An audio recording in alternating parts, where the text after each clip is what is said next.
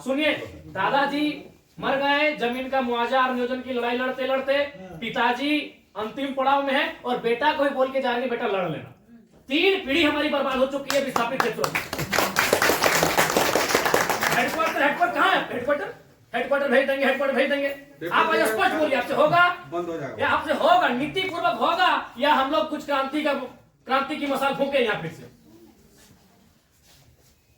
नीति पूर्वक काम होगा कि नहीं होगा? बोलिए, क्या मांग हो रहा है? पता है क्या है इसमें? बताइए तो क्या लिखा है? बिजली चाहिए, सड़क चाहिए, पानी चाहिए, आउटसोर्सिंग में रोजगार चाहिए। इसमें आप एक भी विषय में आप पॉजिटिव नहीं है, एक भी विषय में आप पॉजिटिव नहीं है।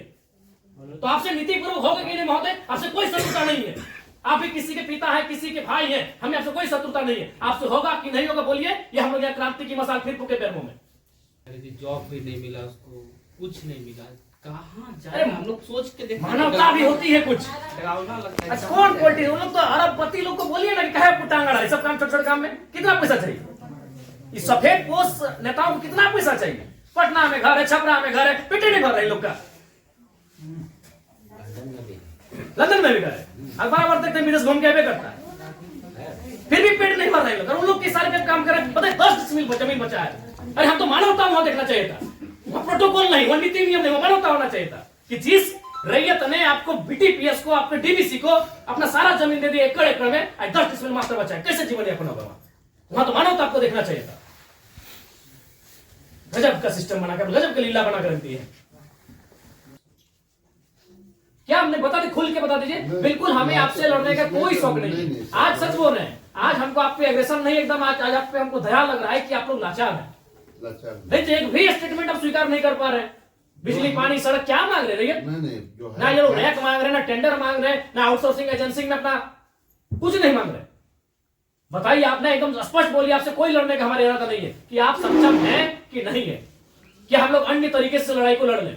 देखिए, बर्बाद तो होना है, झारखंडियों का अपने राज्य में बर्बाद होना, ये तो तय है।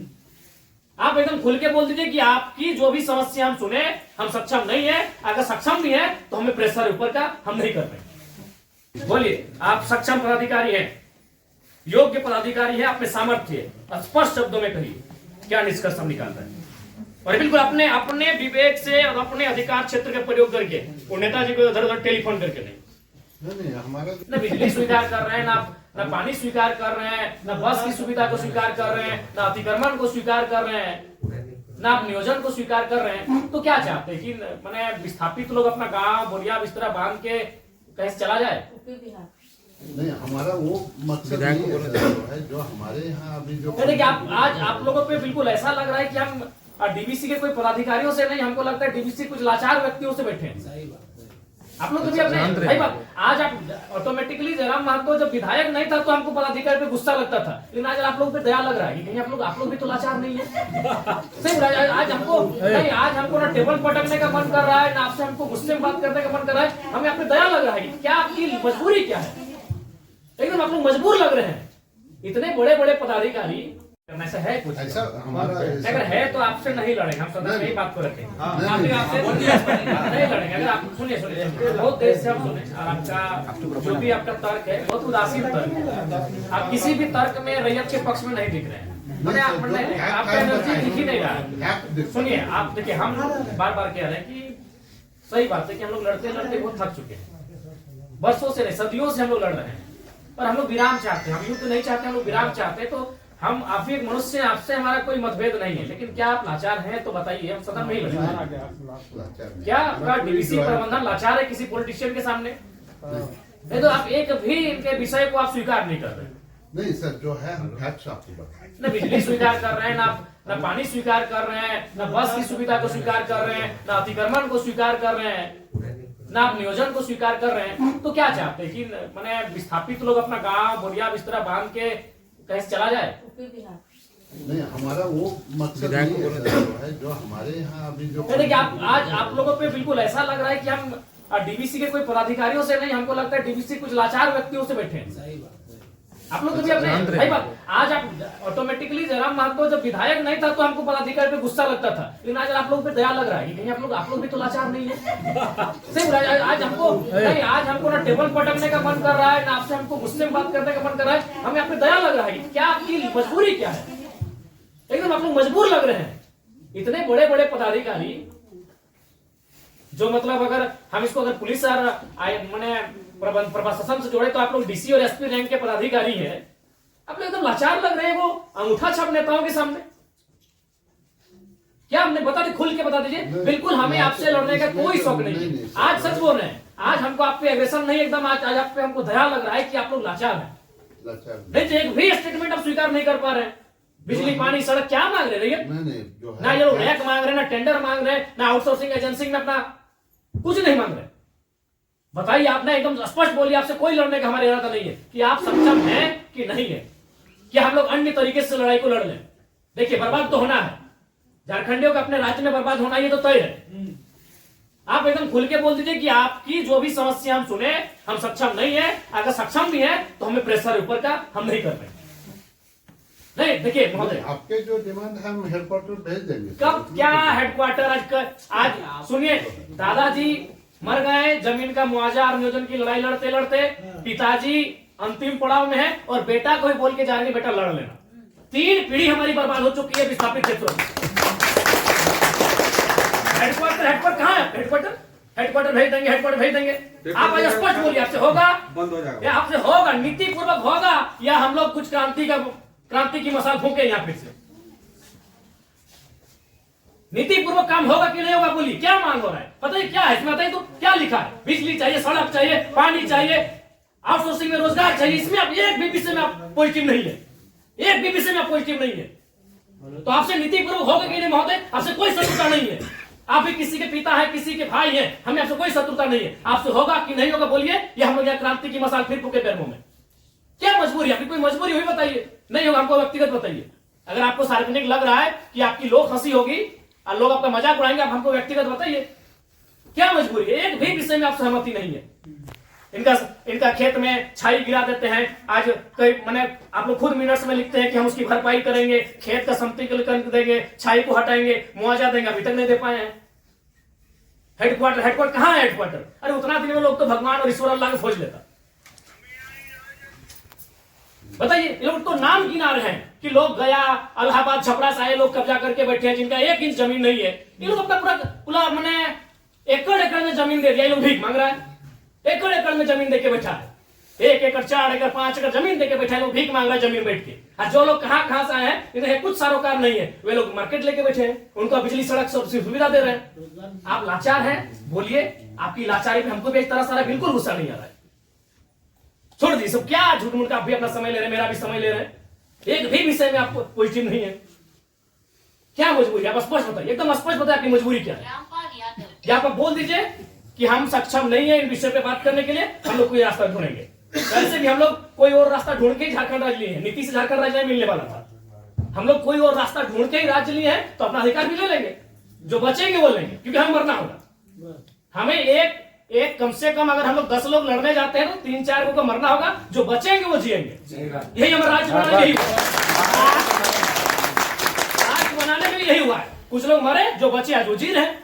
तो हक की बात में कुछ लोग मरेंगे, हमारा सर कटेंगे, जो बचेंगे वे लोग देखेंगे। नहीं, आप स्पष्ट कीजिए, आपका नीति ये बहुत देखिए, तब से हम सुन रहे थे। स्पष्ट कीजिए कि आपसे होगा कि नहीं होगा।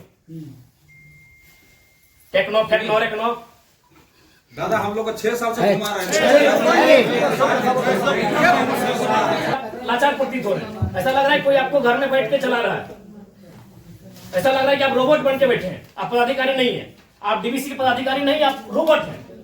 नहीं, वो बिल्कुल आपसे कोई सदना, हमें आपसे लड़ना भी नहीं है। कितना लड़ेंगे? सदियों से लड़ रहे हैं। अपना जमीन देके हम लड़ेंगे, अपना जमीन हम लोग देके हम लड़ेंगे। सबने में आप लोग महिलाओं को लात मार के भगा दे रहे हैं। भाई गजब, मानवता का कोई मुनाफा सबसे बड़ा चीज, मुनाफा, कहीं मानवता नहीं है। आप एक गिलास पानी पीजिए महोदय, और ठंडा होकर बोलिए कि आप सक्षम है कि नहीं है। बिल्कुल आपको दोष नहीं देंगे, बल्कि आप फले फूले ये दुआ देंगे, और आज हम लोग कोई दूसरा रास्ता अपनाएंगे। नहीं, देखिए नहीं, जो है आप लोग, अब हम लोग भी वही कब्जा कराएंगे जहां कब्जाधारी है। बस हम लोग भी वही बिजली का तार लगाएंगे जहां गलत तरीके चल रहा है। हम भी उसी क्वार्टर का कब्जा करेंगे जहां कोई कब्जा करके बैठा है। बहुत गलत, नहीं, अब गलत आप लोग कर रहे हैं, पता है, आप खुद स्वीकार कर रहे हैं। अनऑथोराइज है, तो अनऑथोराइज लोग कैसे फल फूल रहे हैं? बाथरूम हटा के घर कोई बना दे रहा है, मार्केट बना दे रहा है बाथरूम हटा के, और आपको मैंने आपको कोई जानकारी नहीं, आपको कोई सूचना नहीं। महोदय समय मत गवाइए, सब दिहाड़ी काम करने वाले लोग हैं, दिन में कहीं खटते कमाते हैं तो रात को चूल्हा जलता है, समय मत गवाइए। आप बोल दीजिए कि हमारे अधिकार क्षेत्र से ये विषय बाहर है, आपको जो करना है कर लीजिए, ये कर लेंगे। अगर इनमें सामर्थ्य है, इनमें जान है, इनमें क्षमता है, कर लेंगे, और नहीं तो गुलामी स्वीकार करेंगे। आजादी और गुलामी दो ही तो चीज है। अपना खेत खलिहान देख के भी गुलामी स्वीकार करें, बता देना। आप एकदम, आपसे कोई शत्रु, आराम से ठंडा पानी पीजिए, बिस्किट है आपके टेबल में खाइए, और एकदम ईमानदारी से दिल पे हाथ रख के कह दीजिए कि आपसे होगा कि नहीं होगा, और होगा तो कौन सा काम होगा, और नहीं होगा तो एकदम स्पष्ट बोलिए। कोई और रास्ता हम लोग देखेंगे। मांगे कि हम हिस्सेदारी मांगे, अरे मांगा क्या, बस का सुविधा है वो मांगा। एगो बोला बिजली चाहिए, पानी चाहिए, 3-4 गो मुद्दा, और वो कोई टेक्नो कंपनी आया है, वहां एक परसेंटेज में रैयत अपना हक मांग रहा है। टेक्नो को बैठाइए, आप गार्जियनशिप रहिए, रैयत रहेंगे, टेक्नो रहेगी और बातचीत होगी। और उसके बाद भी आप पे कोई दबाव है, बोल दीजिए, क्योंकि अगर इतने बड़े पदाधिकारी अगर सक्षम नहीं है समस्या का समाधान करने के लिए, तो झारखंड में कोई दूसरा रास्ता अपनाना ही होगा। और अगर आज ये जल्दी अपना लेते हैं तो अच्छा है, नहीं तो 20 साल बाद इनके पास कुछ बचेगा भी नहीं। जी सर, ये अपने अगर अभी अपना लेते हैं तो अच्छा है, जो भी रास्ता होगा कोई दूसरा रास्ता इन्हें अपनाना होगा। अब आज जैसे सक्षम पदाधिकारी अगर नहीं है, इनके समस्या का समाधान कर पाने में समर्थ नहीं है, तो कहां जाएंगे बताइए। काम दे देता, आपको समय देंगे एक बार फिर से, बोलिए, लेकिन उस समय से फिर एक दिन बाहर नहीं जाएंगे।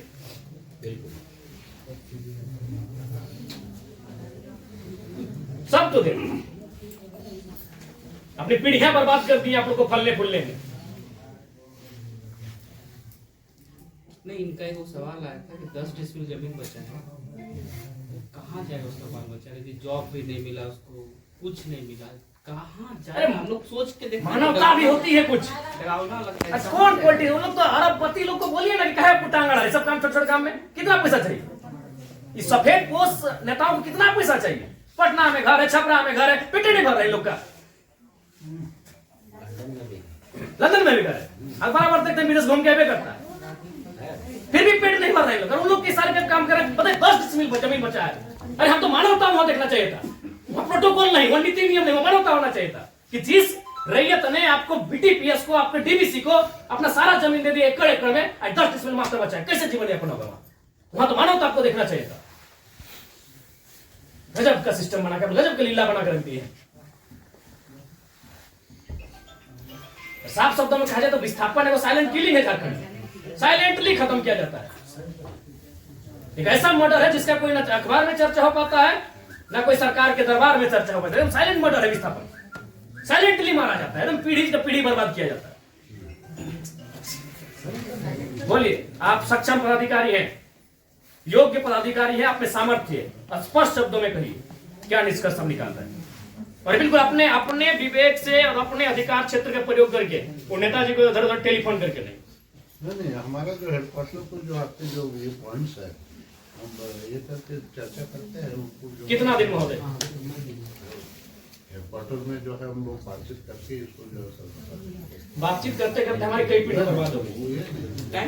हम अंतिम सांसें गिन रहे हैं, क्योंकि उनसे बातचीत करके हेडक्वार्टर का जो सीनियर ऑफिसर है उनको अवगत कराते हुए हमको उनका समय लेके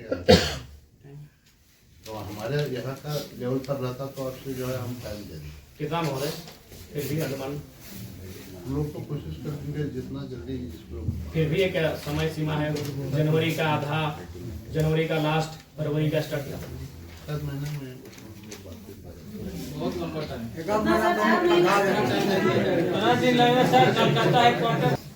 26 जनवरी भारत एक गणतांत्रिक देश के रूप में सामने आया था।